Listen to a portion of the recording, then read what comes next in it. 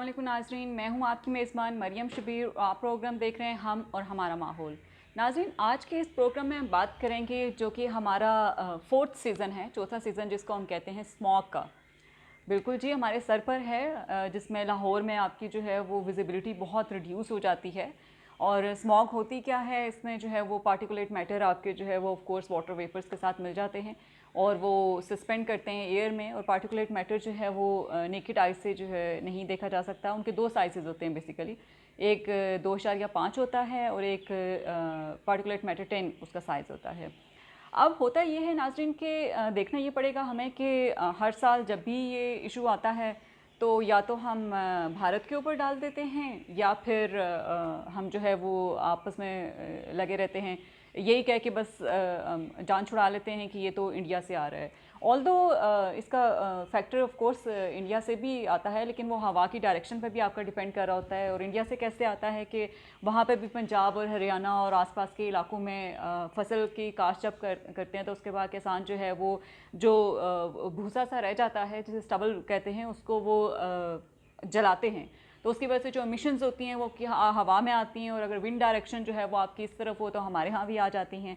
लेकिन हमारे किसान भी इधर से जलाते हैं। लेकिन बहुत इंटरेस्टिंग बात ये है कि वबेला यही मचाया जाता है कि किसान करते हैं या ब्रिक किल्स पे आ जाता है कि ब्रिक किल्स के ऊपर ये फ़ाइन कर दें। वो लाहौर हाई कोर्ट ने भी ऑफ कोर्स इसके ऊपर जो है वो एक्शन लिया हुआ है कि फार्मर्स ने अगर जलाया तो आप एक सर्टन अमाउंट ऑफ फ़ाइन है जो पे करेंगे, जो कि डिस्ट्रिक्ट एडमिनिस्ट्रेशन उसको इम्प्लीमेंट कर रही होगी।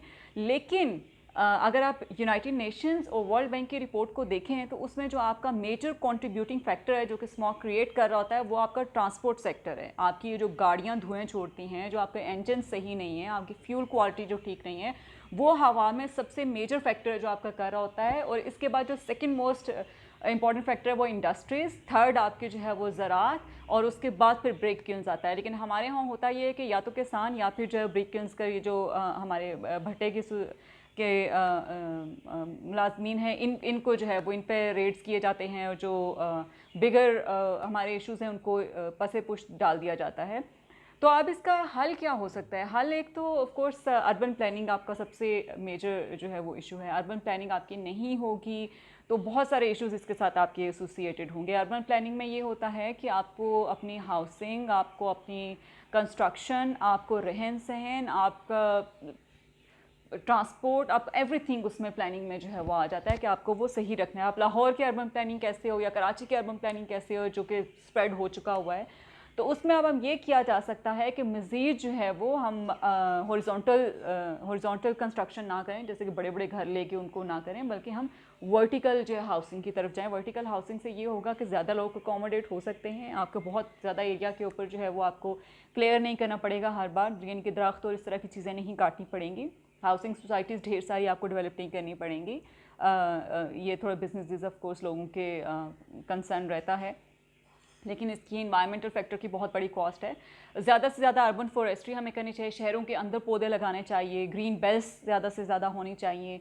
और इसके अलावा आपके जो ट्रांसपोर्ट सेक्टर है, जो एमिशंस कॉज कर रही हैं, आप जो है वो उनके इंजन्स इंप्रूव करें, फ्यूल क्वालिटी को बेहतर करें जो हवा में कंट्रीब्यूट कर रहे होते हैं। इसके अलावा ये जो आपके इनको क्या कहते हैं, ये जो पत्थरों को काट के स्टोन क्रशिंग यूनिट्स होते हैं, इनको आप इनमें टेक्नोलॉजी जो है वो इंट्रोड्यूस करवाएं। उनके स्क्रबर्स, वेट स्क्रबर्स जैसे होते हैं या इस तरह की चीज़ें, टेक्नोलॉजी वगैरह होती है जो कि बहुत कॉस्टली भी नहीं होती है लेकिन बड़ी इफेक्टिव होती है, उनको इंट्रोड्यूस करवाएं।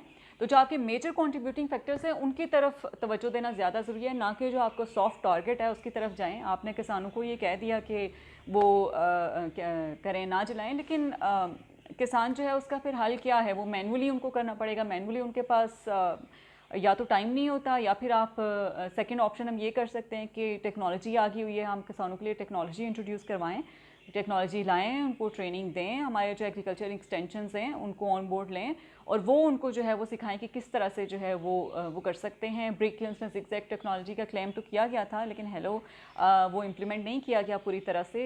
ये पंजाब गवर्नमेंट का क्लेम है कि 100% जो है जो भट्टे हैं उनमें सब में ब्रिक किल्न हो गए हैं पंजाब में, विच इज़ नॉट ट्रू। 100% बिल्कुल भी ये टारगेट अचीव नहीं हुआ है, इसमें बहुत अभी करने की ज़रूरत है। और सबसे मेजर फैक्टर जो आपका है, आपके पास आप जो हवा में एमिशंस हैं, जो हवाई आलूदगी है, उसको आप किस तरह से टैकल कर सकते हैं या किस तरह से क्लेम कर सकते हैं कि आप मायर्स हैं जब आपके पास डेटा ही नहीं है। आप अपना डेटा प्रोड्यूस करें। मिनिस्ट्री ऑफ क्लाइमेट चेंज जो है वो इस साल ये करने जा रही है कि वो स्पार्को के थ्रू जो है वो रियल टाइम डेटा जो है वो प्रोड्यूस कर रही होगी, जो कि होपफुली आवाम को भी मैसर होगा, पब्लिकली अवेलेबल होगा।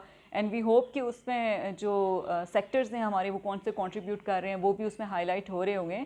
एंड वी विश के थ्रू आउट द ईयर इस तरह का डेटा प्रोड्यूस होता रहे और ऑनलाइन अवेलेबल रहे, क्योंकि ये डेटा ये बड़ा हेल्थ कंसर्न है। आपकी जब स्मॉग बढ़ती है, आपकी बैड एयर क्वालिटी, स्मॉग नहीं भी होती है, आपकी बैड एयर क्वालिटी होती है, बुरी एयर क्वालिटी होती है, एयर क्वालिटी इंडेक्स होता है, तो उससे आपके फेफड़ों पे, आपकी आंखों में, आपके स्किन, आपको बहुत सारे बीमारियां लगती हैं। तो मास्क पहने रखिए, ना सिर्फ कोविड से बचने के लिए बल्कि स्मॉग और बैड एयर क्वालिटी से बचने के लिए भी, ताकि आप बीमारियों से बचे रहें। अपने बच्चों को घरों में भी रखें, लेकिन इनडोर एयर क्वालिटी होती है वो भी बच्चों को इफ़ेक्ट करती है, बड़ों को भी इफ़ेक्ट करती है, जो जिनकी हेल्थ वल्नरेबल होती है उनको भी करती है। तो जो अफोर्ड कर सकते हैं वो एयर प्योरीफायर लगाएं, और जो नहीं अफोर्ड कर सकते वो मास्क पे ही फ़िलहाल गुजारा कर रहे हैं, जब तक आपकी और मेरी गवर्नमेंट जो है वो कोई इससे रिलेटेड इक़दामात नहीं ले सकती। उम्मीद है कि आने वाले सालों में अगर मेजर्स लिए गए तो हम साफ़ हवा में सांस ले रहे होंगे, अदरवाइज़ हम भी ऐसे ही जी रहे होंगे मास्क के साथ, बेशक कोविड चला भी जाए। अगले वीलॉग में एक नए इशू के साथ हाजिर होंगे, तब तक के लिए खुदा हाफिज़।